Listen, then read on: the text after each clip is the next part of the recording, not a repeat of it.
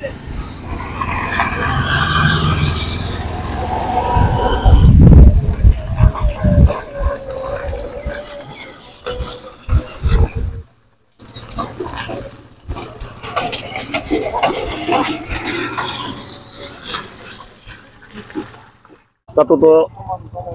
আমি সকলোৱে দেখা পাই আছোঁ কি কেনেকুৱা হৈ আছে। লগত যিটো সমস্যা আমাৰ, এই সমস্যাটো আমি চাই আছোঁ।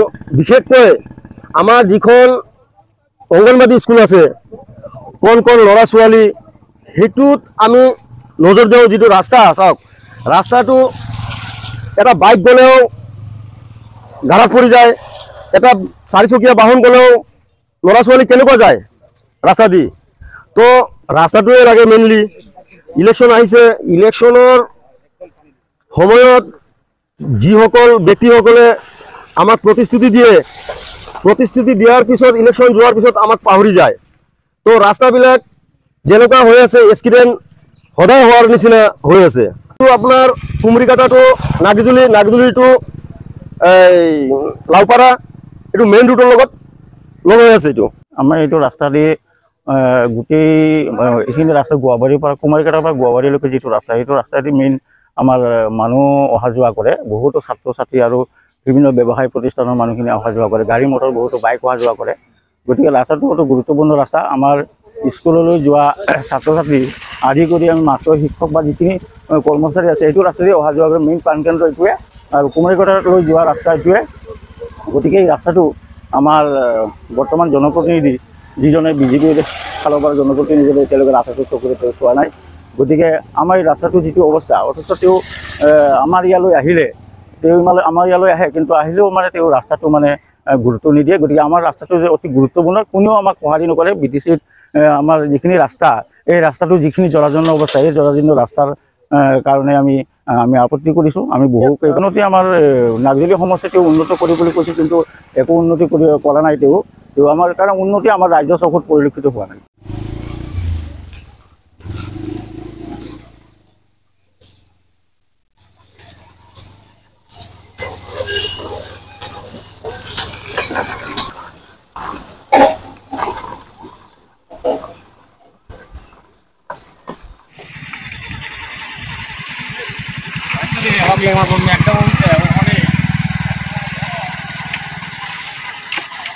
আমাৰ এইটো অঞ্চলতে একোৱে কৰা নাই বিজেপিয়ে।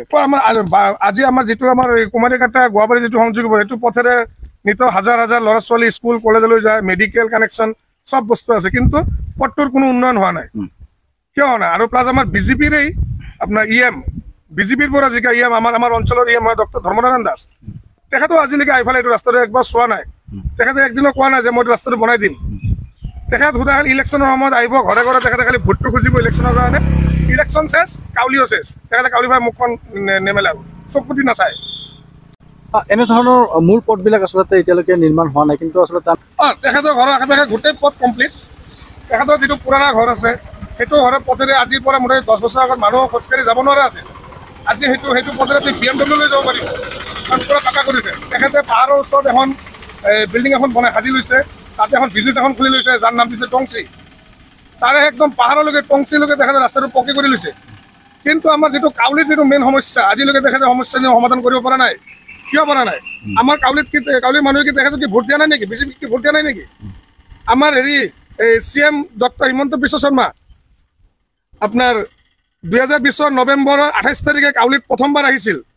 সেইদিনা তেখেতে প্ৰতিশ্ৰুতি দি গৈছিল যে কাউলিৰ আলিবাট গোটেইখিনি মই ঠিক কৰি দিম। ক'ত গ'ল তেখেতৰ প্ৰতিশ্ৰুতি? একোৱে হোৱা নাই। আজি আমাৰ কাউলি আৰু আপোনাৰ লাওপাৰাৰ যিটো নাৰায়ণপুৰেদি যিটো আপোনাৰ সিদ্ধাৰ্থপুৰ ৰোড ৰাস্তা, সেইটো ৰাস্তা এতিয়া একদম নেৰানেপেৰা হৈ জৰাজীৰ্ণ ৰাস্তা হৈ গ'ল। আৰু যিটো ৰাস্তাত মই আজি থিয়েৰি কথা পাতি আছোঁ, এইটো আপোনাৰ কুমাৰীকাটা গুৱাহাটী সংযোগী পথ, যিটো বগামাটিলৈ যায়, এইটো ৰাস্তাও কমপ্লিট হোৱা নাই। তেখেতে গুৱাহাটীৰ পৰা বগামাটিলৈকেহে ৰাস্তাটো বনাইছে, গুৱাহাটী বজাৰৰ পৰা। কিন্তু গুৱাহাটীলৈকে মটঙা নদীৰ পৰা গুৱাহাটীলৈকে ৰাস্তাটো আজিলৈকে কৰা নাই। কিয় কৰা নাই? কাৰণ এইটো তেখেতৰ ঘৰৰ এৰিয়া নহয়। তেখেতৰ ঘৰৰ এৰিয়াটোহে তেখেতে ঠিক কৰিছে। এইটো কাউলিৰে এৰিয়া, তেখেতৰ এৰিয়া নহয়। তেখেতে ভোটহে লাগে ইয়াৰ পৰা।